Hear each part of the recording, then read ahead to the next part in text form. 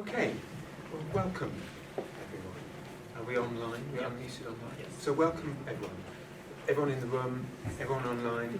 It's wonderful to see so many colleagues, visitors from outside, both academic and also family members of members, to celebrate the publication and launch of our book, Global Production Systems, National Institutions and Skill Formation.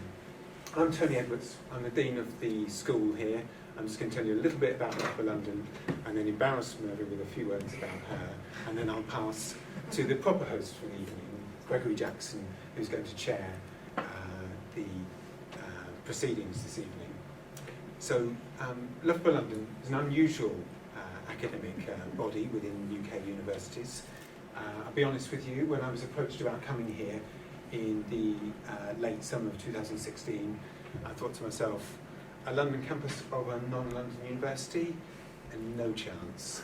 But I was persuaded to come, and I saw what was going on, and I was quickly convinced that this was a place I'd like to come and work. I think there were two main things that stood out. One was the interdisciplinarity that's built into the way the school works. So I spent most of my career in management or business schools prior to coming here.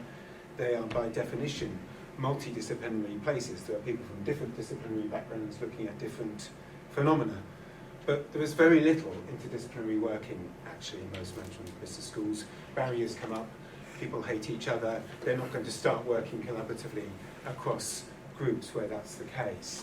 And I saw here the institute structure, permeable, porous, with the prospect of themes of research and teaching across disciplinary boundaries. I saw huge potential in that. That was extremely attractive. The other was the impactful nature of what we do. Of course, good quality academic research has to cut it with your peers. It has to pass through peer review processes, but it should also have the potential to have an impact on wider society. And I saw that very strongly here, the orientation and encouragement that's offered, to staff and students to engage with society and hopefully make a little bit of positive difference. I was convinced quite quickly. Gerhard, my colleague, took a bit longer to be persuaded to come. We joined in 2017 and set up the Institute of International Management within Loughborough London. I suppose if there was one big doubt remaining when we took that plunge, it was, would we be able to recruit really high quality academics? And we have done that, and we've done that very clearly through the recruitment just over a year ago of Merve, who joined us. We were absolutely delighted when she joined us. And in just over a year, she's published a book. She's attracted a research grant. She has engaged in the interdisciplinary theme of international development, which we're developing here at Loughborough London. She's taught. She's taken on the Deputy Chief Programme Director role. She's been an absolute joy to work with on top of that, and it's been a real pleasure to have her here, and we're delighted that we can celebrate her book tonight. Embarrassed? And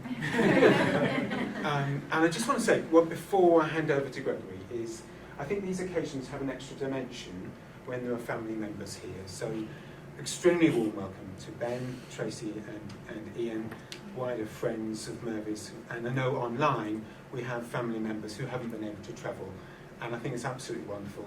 You're all extremely welcome. Gregory. Thanks, Tony. My name is Gregory Jackson. I'm Professor for Comparative Management here at Loughborough University, London.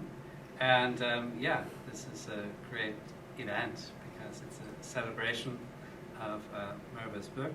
I'll say the title one more time. Global Production, National Institutions and Skill Formation, Political Economy of Training and Employment in the Auto Parts Suppliers in Mexico and Turkey, which has come out on Oxford University Press this year, 2022. There's many things I like about the book, and I'm not here today to be the discussant of the book, but the first thing I like about it is that it's a book. And books, I think, in the world, especially in business management, people are quite obsessed with journal articles and taking your dissertation research, but expanding, developing this into a kind of substantial scholarly work, which takes the form of a book, is something wonderfully old-fashioned, and I wish many more people would take the time to do this. So this is first, reason for celebration. A second thing I like about the book, many of you might know me from my role in editing I was the former editor of the journal Socioeconomic Review, and there's been a lot of discussion in the comparative political economy discussion. How can we take some of these concepts and apply them beyond the usual countries that we apply them to, right? And this book also, I think, takes us really a long way in a kind of unexpected comparison between Mexico and Turkey and putting these two countries together. So this is, I think, a very daring thing to do in this day and age, and we're here to celebrate. But before we celebrate, or as part of our celebration, being academics, we have to work a little bit. We have a great panel of people who I'd like to introduce to help us celebrate and work together in discussing the contents of the book. So let me, I think this will be the order in which you'll speak, so I'll introduce you in this order. We have Professor Marius Busselmeier, who's a political scientist from the University of Constance. He's also leading there a big research group from the German Science Foundation on the politics of inequality. It's really quite a big thing in the German academic system. I'm not going to go through all the book titles of what you've all done and things, but say maybe just a personal word of kind of why you're here. So Marius is really one of the leading scholars since a really long time on the comparative political economy of skills.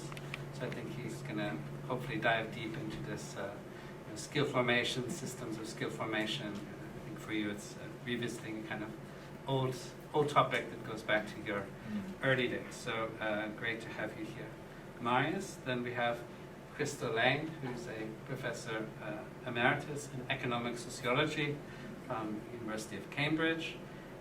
What can I say about Crystal? I've known you quite a long time through SASE and other organizations. And Crystal's really, if we look at what this book is doing, kind of cross-national comparison, I think Crystal's one of the kind of really godmothers of this field, and her early books on comparative management, focusing on France, Germany, and UK, were really utterly path-breaking.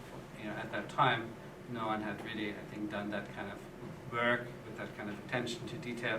So I think none of us would be here without this. We've done many other things since then, but anyway, this is sort of, so Crystal will give us some insights from this comparative perspective.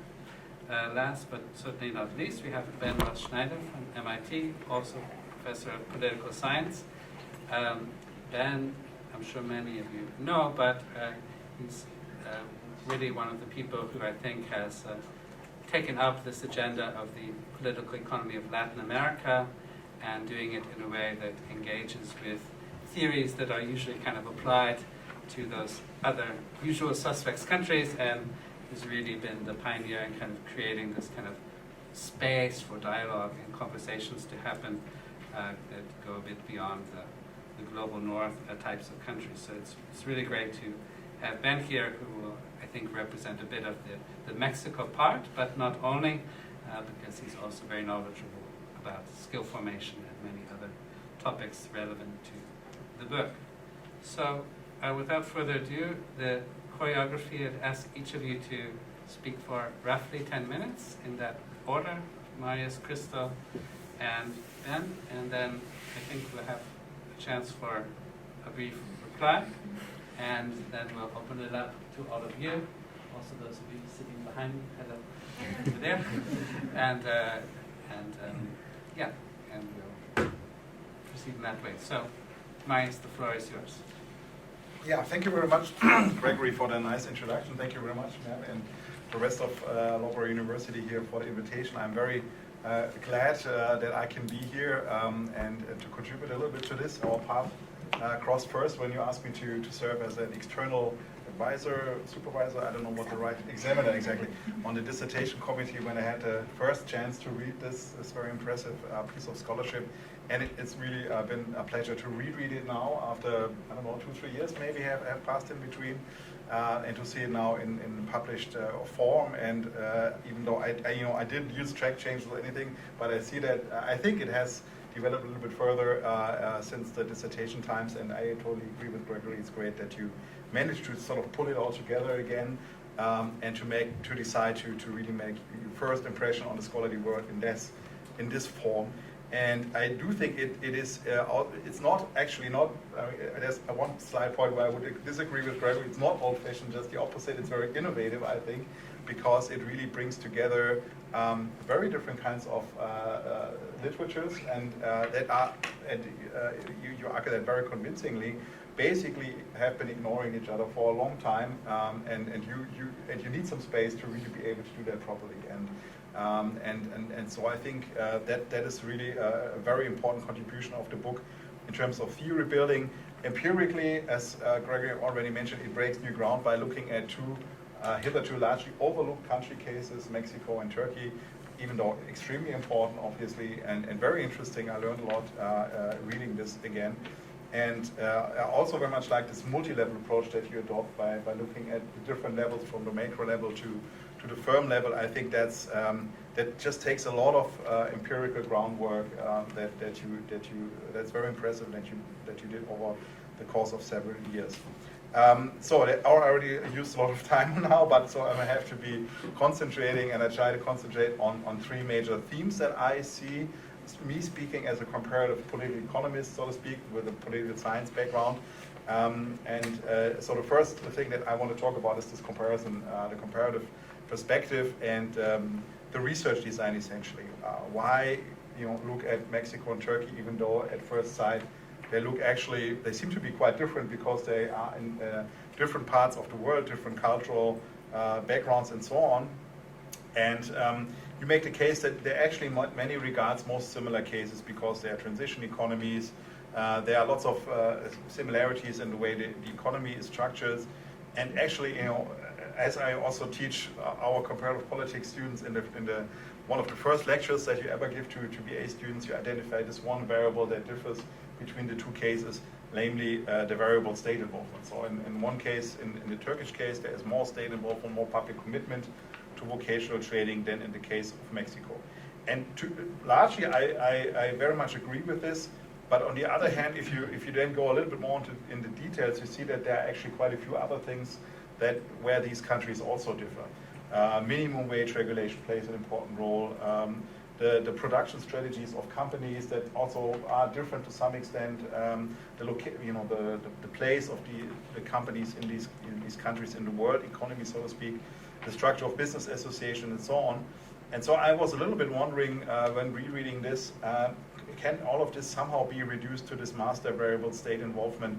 And if so, what exactly does that mean, state involvement or public commitment? Is this more of a broader term for quite a few things that are subsumed in this, or is this something a little bit more narrowly defined? And then, of course, if you think about it, state involvement differs, but then the causal chain gets just pushed one more step further down the road, so to speak.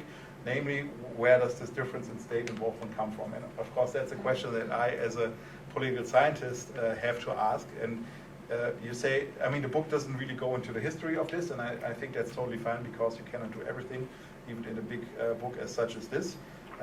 But what, again, me speaking as a political scientist, what would be interesting to discuss maybe a bit further is the political context in which these different skill formation regimes are placed. And of course, from a management perspective, this may be not so important, but I do think that it actually makes a difference, especially in the Turkish case, but maybe also to some extent in the Mexican case. So I think that is an interesting issue to pursue a little bit further, how party politics matters, why it might matter, how it might influence the role of the state in all of this. And I also find this is a related point, is the thing that you talk about in the concluding chapter, the potential cultural spillover effects. The fact that Turkey is close to the EU, so it's close to coordinated capitalism. Mexico is close to the US, maybe somehow inspired more by the liberal version of this. I find that highly interesting and definitely worth pursuing further. So that's the first point. The second big point is the topic of certification and standardization, which I would like to mention. This again sounds at first sight, a bit boring. Why does certification matter of skills? But here I totally agree with you, and of course that's also something for me that's very nice to see, that your work is being, or my work in that case, is being read and people connect to it. So I was very much. That part I especially like, so to speak. But and I do very much agree with you that this is a crucial factor that has largely been overlooked or underappreciated in this comparative political economy of skills discussion. And I think it's because the early VOC discussion was very much inspired by this Beckerian distinction between general and specific skills, which led some people to, I would say, in a direction that is not so, if you know the cases a bit better, it's actually misleading, because the special thing about collective skill formation is not so much, that they're good in, this gets maybe a little bit too nerdy for those that have not read many articles on this issue, but the specific skills is maybe not so special about collective skill formation systems, but it's actually the fact that they create transferable skills, right? It's transferable occupational skills that can be used in different firms and that are also certified. And here, I very much agree with you that, and going also back to the work of Ryan and Marston from the early 1990s, that this helps create the occupational labor markets. And I think there is some evidence for this in the Mexican case, but apparently not so much in the Mexican case. But okay, so why does this matter, and what does it mean? And I think, again, here's a point where I would like, or it would be great to discuss a bit further, is where do these different skill demands from companies actually come from? And what kind of different skill demands do they have? And I think there is a bit of discussion on this in the political economy of skills literature, especially Culpeper's work started on this, arguing, for instance, that large firms are more interested in general skills and small firms more in specific skills. But then is that really the case? You know, in Germany at least, I found it rather the opposite, that smaller firms are actually quite interested in these occupational skills, not super specific, but also not very general. And it's large firms that are more interested in very general skills because they do the specific skill training on the job. And so I think your work is actually really uniquely placed because you have all these data on firms and you have this experience from the interviews, what they actually want. And I think this point can also be developed a bit further, in a follow-up article or something like that. And then finally, the bigger picture, that's the third point of developmental policies and strategies. I think the book has some very important findings that go a bit against conventional wisdom, namely that national institutions continue to matter, even though I think many here, there are a lot of institutionalists here and they would totally agree with this. But also what I find even a bit more provocative is this idea that state involvement is somehow good, both for growth and social inclusion. So that's of course counter to the neoliberal argument and also a bit in the spirit of the VOC debate. But and I think there are a few things to discuss here, namely that is this not maybe a little bit conditional, so to speak, because there are also some downsides to this state-centered status skill formation system, potentially clientelism, over-regulation, outdated standard setting, because the state institutions can never be as up-to-date to the skill demands of firms as businesses themselves. Politicization may be also relevant in the Turkish case. And so I think I was missing a little bit here a more differentiated discussion of the pros and cons of the statist, or the high degree of state involvement, and also how that actually relates to collective skill formation, because you rightly said that the Turkish case is a statist skill formation system with collective elements, and the Mexican case is more of a liberal system de facto, right? But is the Turkish system in that sense better because it's really because it is the way exactly as it is, or would it be even better if it were fully a collective skill formation system? And if so, how would you be able to transform these existing systems towards a collective skill formation system? It's probably easier in Turkish case because there is more room to gradually give space to firms if you already have these collective elements. And in Mexico, it seems that the liberalization trend dismantled some very important foundations for this, but it would be very important, I think, a very interesting and important discussion. So I hope I'm not going too much overboard here. Thanks very much for this great book, and looking forward to the discussion. Thank you.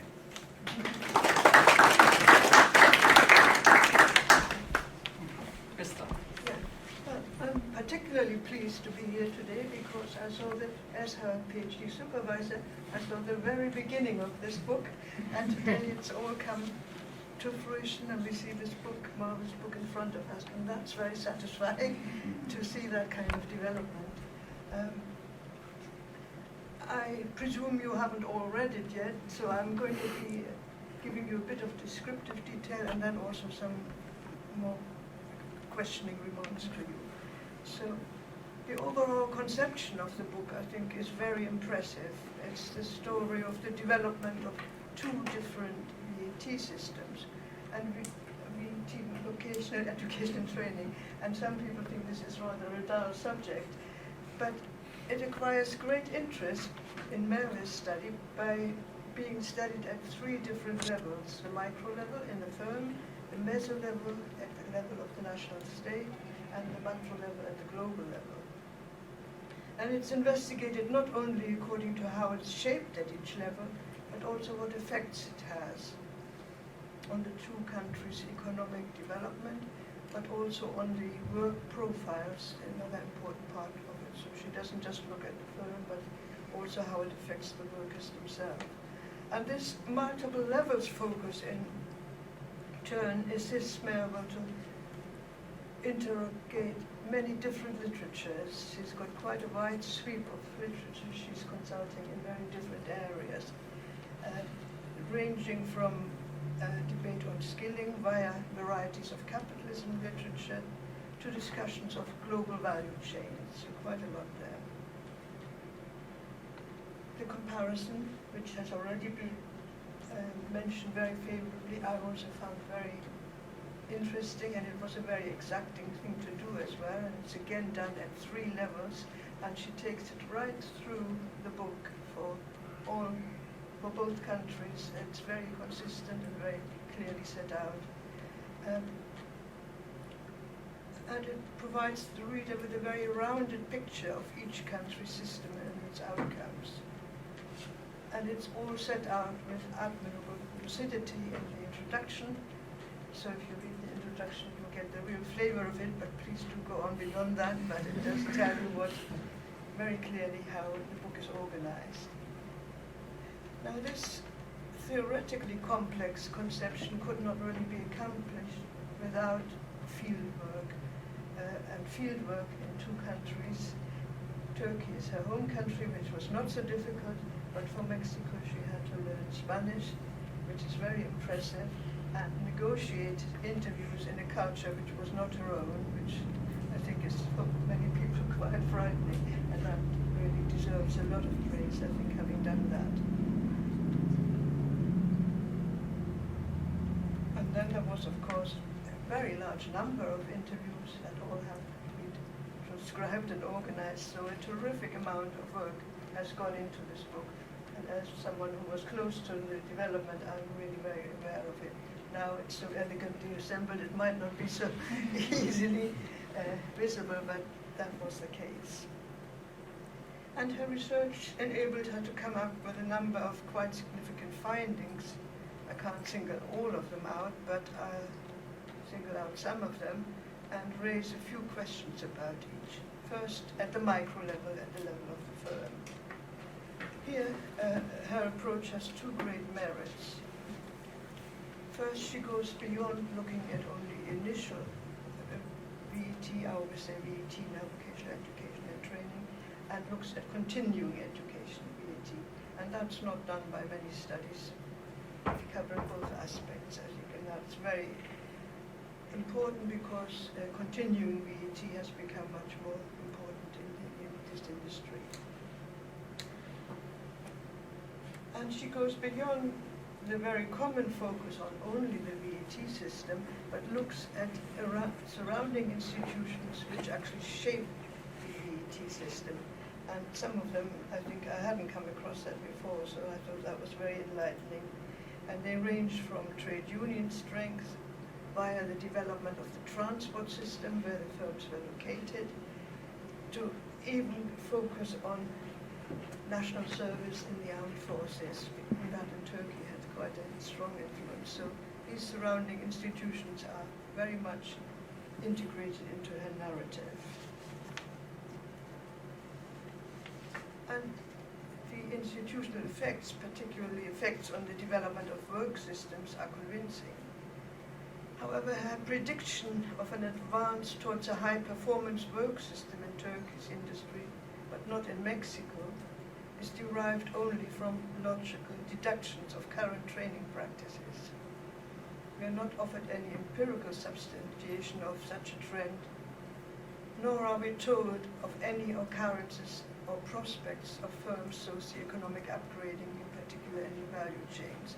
Two must be very connected, upgrading of VT and upgrading of your place in the value chain. One might ask whether and how the policies in this area of OEMs, that's original equipment manufacturers, might influence such a movement towards upgrading. And that aspect was not very much developed, but Merve might have more to say about it. And at the meso level, or the national level, she's able to show how important the institutional environment, and particularly the role of the state, has been in the two cases. And you have already focused on the state, so and I think I have some very similar questions, but I will nevertheless repeat them. My question is first whether this state-centric approach predated the rise of Erdogan and his party, and whether it would continue once he is no longer in place, although that might be a distant projection. And regarding the Mexican case, the neoliberal stance is not as clearly anchored in a political context as the Turkish case, and we do not learn how well established it is in Mexico.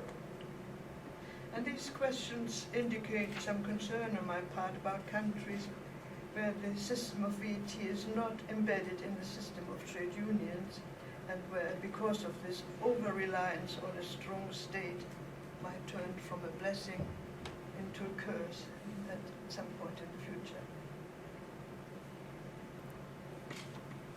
I'm wondering whether Merve's claim based on the Turkish case that skill systems with higher state involvement are more likely to facilitate a high road development in work systems, and whether that leaves other factors of account which might also influence this development besides that of the state. So that was at the meso level. Now to the global level, here she's able to challenge some prior findings about the role of the OEMs in affecting VAT standards, when she shows that despite considerable influence on national levels and standards of VAT, there has not occurred complete homogenization, and national structures and policies remain significant intervening factors. However, Merve's outline of the governance of the global production system in the auto parts industry is not quite as fully developed as her analysis at the other two levels. Here she relies strongly on secondary sources, and the all-important OEMs and their different production systems remain somewhat shadowy entities. I would have welcomed a more elaborated study of the various OEMs in this industry, and I would like to know particularly whether their differing national embeddedness was important in how they influenced firms in Mexico and Turkey, and how they interacted with suppliers regarding training systems and practices. We learned about the different effects of modular and captive relations in value chains, but we learned little about how important each type is for different EMs from different national origins. And I would additionally be interested to learn how much different OEMs rely on suppliers from their own country, rather than on Turkish or Mexican suppliers. And I know they do have their own suppliers from their own countries following them to whatever country they are working in. And how that pans out for the Mexican and Turkish suppliers is not, could be elaborated, I think. And it's not idle curiosity, because an answer to this question would be able to tell you a lot about the chances of Turkish and Mexican suppliers to move up the supply chain hierarchy and to achieve high-performance work system. Is there room at the top of the hierarchy? This all depends on how they organize the value chain in general, I think. And such upgrading, I think, does not only depend on skill levels, but probably such things as investment in new technology would be important. And from what you say yourself in the book, it's not that developed in Turkey and Mexico. So perhaps we should have a broader inclusion of factors which influence upgrading in value chains and work systems. So my overview of the achievements of Merve's research has pointed both towards the book's considerable merits and have posed a few questions. But in conclusion, I would like to say that her book's contributions far outweigh any questions that remain only partially or not at all answered. Thank you.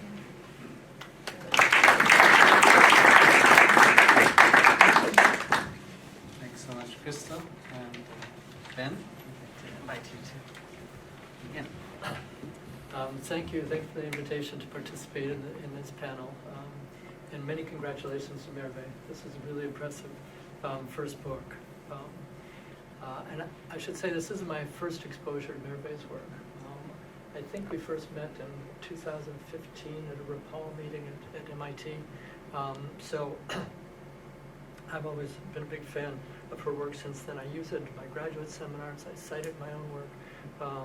I've tried to include Turkey in a couple of my own sort of publications, and it's always great because I know exactly where to turn to find out what kind of argument to make. So I always rely heavily on Merve's work and doing my bit to bump up the Google Scholar numbers. So I'd like to make 4 points here briefly, and my co-panelists have already taken all the good points. So if you see some notes of repetition, that's because there is. But I want to talk about 4 areas where I think the book makes particularly important contributions and at the same time raises questions that go beyond the book that I think are very interesting to contemplate. I'll start with very impressive field research. Scores of interviews in 2 languages. Best firm-level research that I've seen sort of in a number of years, and I think really following in the footsteps of Alice Amsden. And I think it's particularly important to highlight this because, at least in political science in the United States, the expectations of dissertation fieldwork are becoming smaller with each coming year. So now it's that, if you can spare 2 or 3 weeks for a visit to a country with some minimal language skills, then that counts as field research. So thank you for showing us the importance of deep field research. And I want to give one example I think is particularly good from the Mexico work. And this is, the book focuses on the non-training related contextual or institutional aspects that have a big impact on training decisions in firms. And in the Mexican case, this is particularly true of the phenomenally low minimum wage, which means firms can hire at a low wage and then they can afford to train the workers in-house. And the other is, and this you probably got from doing the interviews, because all these firms are spread out in isolated geographic areas. And that means they hire workers that are local, and those workers do not then have a lot of other options. And so this means that there's going to be less turnover. And for a firm thinking this through, that means I can invest in this worker's skills and not have to worry about another firm poaching that worker away. And so both of these sort of lead to firms to say, I can do all the training I want with my workers. Now, I would take this a step further. I mean, you show these nice complementarities, and this interacts with the poor, state provision. But I think it takes us into a low-skill equilibrium. And this is where firms, they're training their own workers, which means they're not hiring trained skilled workers from the general pool. And this in turn leads workers to think, well, I'm not going to invest in my skills because they aren't looking for those out in the labor market. And then in turn the firms say, well, I can't find skilled workers, so I'm going to train my own. And so I think that takes it sort of beyond just you could say, well, if you had a good state program to provide skills, that might break out of that equilibrium, but it's going to be especially hard to get out of that.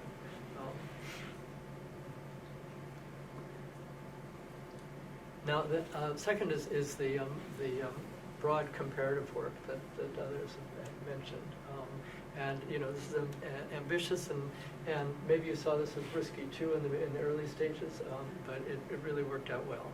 And it's part of a sort of a tradition I see. There's work that sometimes co-author of yours, Ishi Kozel, then Merve's work, and now we may have the next generation. I have a student just come into the PhD program who wants to follow in the footsteps of these pioneers and do a Turkey-Latin America comparison. I think this is very important for Latin Americanists because we have a special problem getting outside of our region. And you see many work, it's partly because, if you have some variables that interest you, you can probably find some variation in Latin America that you can rest your analysis on that.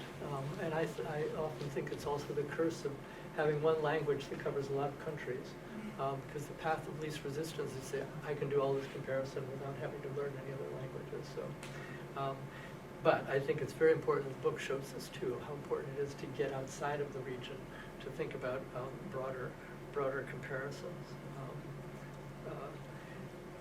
In thinking further, my question would be, well, how far would this travel, or what other kinds of cases would you think are particularly apt for applying your framework? And I think in some ways you might say, well, places where they have a lot of GVCs, global value chains, a lot of multinational capital and integration of their economies, and I would think first of Thailand or Malaysia that have this kind of integration.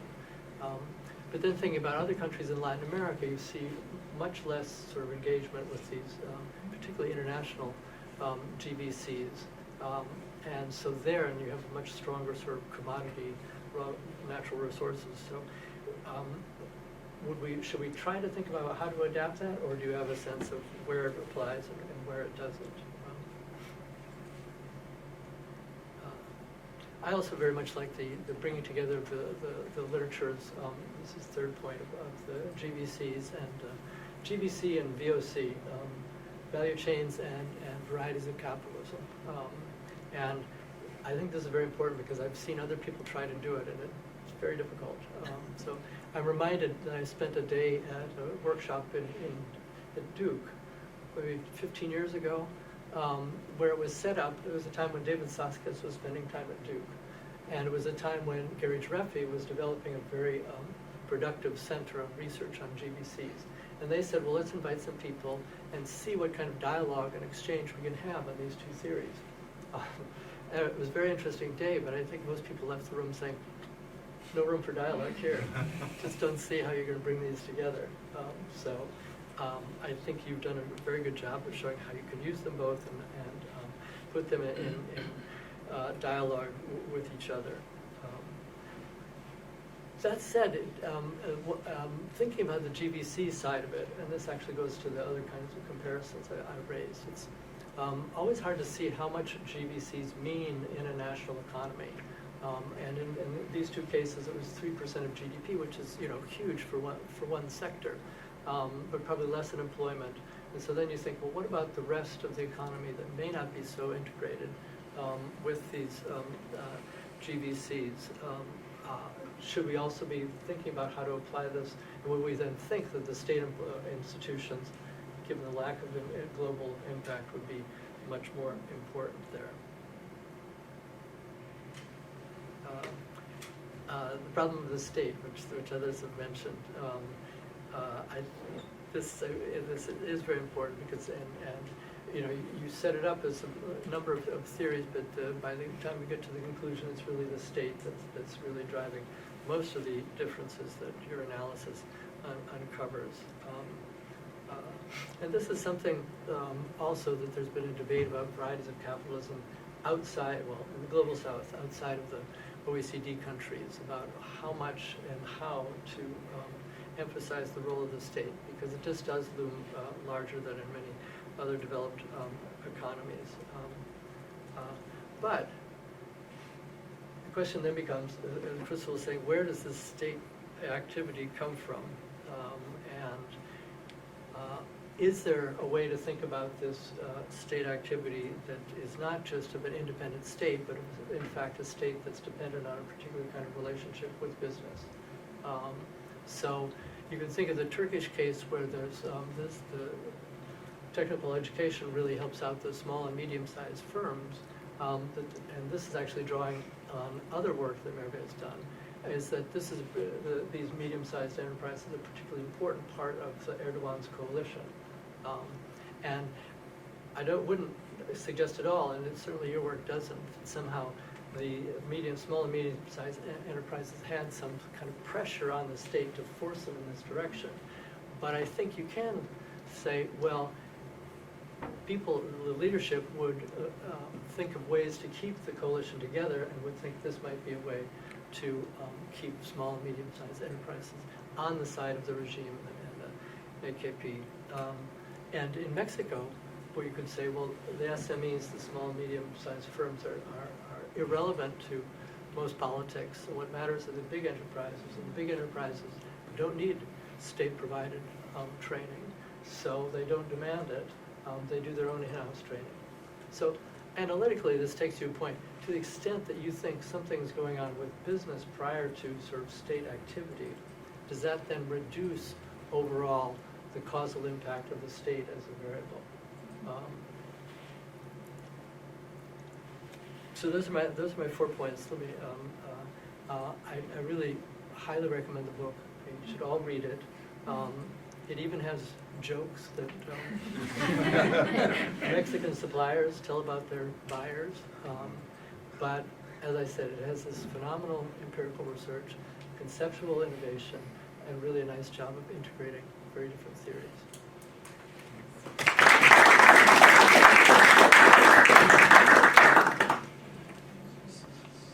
Merve, I've seen you've written a second book.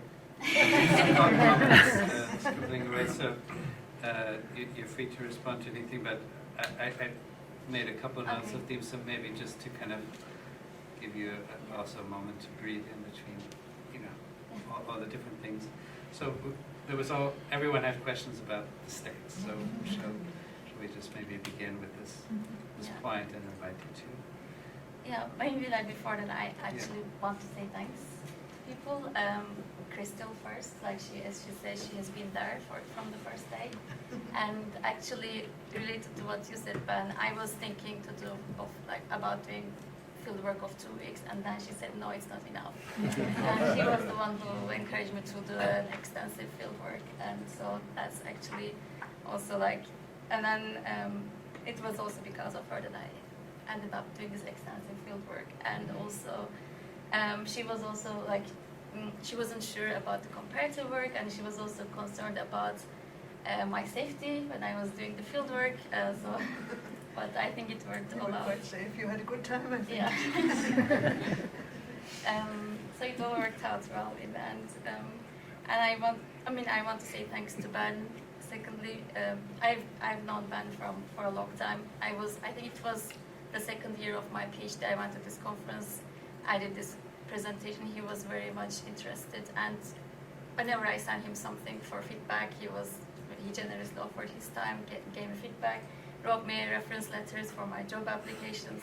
Actually, he was one of the references that I got the grant for that Tony mentioned. So I got that grant that he wrote the reference for. So thanks, and thanks a lot, Marius.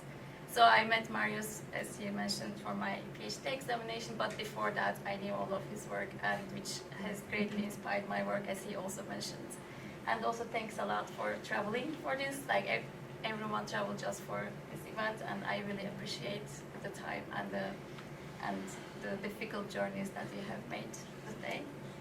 And thanks a lot, Gregory. You also just came for this event today, and thanks for sharing. So, going back to the questions, I think state argument is the most provocative one. I mean, to be honest, I agree with all of the points that you have raised. Let me see. Actually, I had some notes about it. So I think it's maybe how much does the state matter? That's one thing I think you finished with, and then Marius also mentioned about party politics. Is this state involvement shaped by party politics or by businesses' impact? Or Marius also mentioned about minimum wage, the location, the business associations. I think these are all related questions related to each other, and I think I still stand by that state matters more or the most, because actually the minimum wage is also shaped by the state, and for example the businesses' involvement is also shaped by the state, because the strong state vocational education system in Turkey existed before Erdogan. It was there, but it wasn't being used, but the infrastructure was there. So what happened with Erdogan is that his allies were the big businesses, but the small businesses. So then, through this, he kind of started, or like there was more involvement or more investment in improving the vocational education system during his time. But the reason that also this happened, like the small businesses managed to have this coalition with Erdogan, is also the infrastructure of business associations, which also is shaped by the state, because this infrastructure was dissolved in Mexico. But after actually Mexico joined NAFTA, this kind of infrastructure existed there, but after that, with the liberalization efforts, this infrastructure was dissolved, while in Turkey it continued. And when Erdogan came to power and when he wanted to make a coalition with the small firms. The infrastructure was there already, so he didn't create the infrastructure from scratch. So, and this happened, I think the main difference is that the different role of the state after neoliberal transformation. So in Mexico, the vocational education system was liberalized, but also business representation system was liberalized. But in Turkey, these systems were kept. And when Erdogan came, and then he wanted to change the business allies, because he wanted to, he preferred to have his own allies, and he just used the existing infrastructure that's there. But does the higher state involvement can become a curse? I think the evidence shows that it might. And it's also the case, actually, in the past it has been the case where the state has been involved in the development of countries, including South Korea during developmental states. In China as well, the state has been highly involved. That had led to higher economic growth, etc. But then it came with the side effects. So I guess that's maybe my general answer to the question of the state. And I think there was maybe another reason, like why is the state so different? I think that's something that happened during the neoliberalization of these two countries. They kind of took a different path. But why was the path different? I think what you said, Marius, is quite, that's a provocation I make in the book. So it might be Mexico took more like a similar way to the US, and Turkey took more like a similar way to Europe. But I feel that would also have impact from before, because Turkey's education system has been very heavily shaped by the French and Germans. So that was actually a project I wanted to do next, but I haven't done time or money to do it. Yeah. I think that's Yeah. So I think another theme that cut across the comments was this kind of marriage of the comparative varieties of capitalism, kind of national segmented systems, and the global value chain that cut across these, and like Chris asked this question more specific about the kind of upgrading within that, but maybe you could pick up these points about BOC, GVC, and specific how you see the development. Yeah. So I mean, I started my research with VOC, and then I think it wasn't satisfactory for me to understand like the skill systems or the firms why they do the things that they do, and then I was also very much inspired by Crystal's work. She also did this work, like bringing VOC and GVC together, and and also when you study firms, especially like in Mexico and Turkey, I feel and especially if they are in the global economy, if they participate in the global economy, it's not what they do is not just shaped by the institutions that surround them, but also their clients and what their clients are expecting from them. So. What are the differences among the clients? Oh yes, so that's the question. Yeah, so that was the question I wanted to answer at the start of my PhD. I wanted to do interviews with the clients, but also I wanted to do. But I assumed when I go to the suppliers, when I talk to them, they will tell me they will be, for example, either supplying to Ford or either supplying to Volkswagen, but they actually are supplying to a few different firms at the same time, and none of them are supplying to Ford or Volkswagen directly, but they are supplying to their suppliers. I think that comes to your question. So most of the firms that I interview, they are second-tier suppliers. So they don't, I mean, some of them do both, some of them do, for example, especially that, I'm not sure if I do it in this book, I have that in a paper. For example, for Ford's suppliers, they have more direct relations with the Turkish or Mexican suppliers, but for like Volkswagen or Toyota, it goes more like through their own suppliers going to the Turkish or Mexican suppliers. So, but the reason that they are supplying to multiple firms at the same time, it wasn't easy to differentiate the OEM's effect on them. So, I think that's why I couldn't talk about that much. And I think the OEM's effect on them was that actually because they do it at the same time, I say that in the book, some OEMs are asking more like cheaper products, some OEMs are asking for better quality products. So because of this, they actually at the same time, they affect the firms together. So the firms want to have, on the one hand, some like a group of cheap workers, on the other hand, a group of skilled workers. So, and it also creates this hierarchy of workers within the firms. Ben also, I think, asked a question related to this, maybe, that how much the GVCs matter because the countries have other like domestic industries more. I mean, I think you're right. I think this is very relevant for the automotive industry, and automotive industry is it's very global. It's not domestic, but also it could be relevant to, like as you said, countries like Malaysia, Thailand, Turkey. I think it might be different for countries that are more reliant on commodities. Yeah, but I haven't studied that. Yeah. Not yet. Not yet. So one other thing, and then probably there's some other things you want to respond to, but several people mentioned the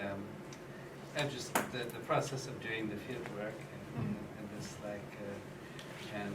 I guess it was an observation, but if I turn it into a question, can you just maybe, my own question, just share with us a little bit like your experience in like actually doing it, and maybe something that surprised you or was unexpected, particularly going to Mexico?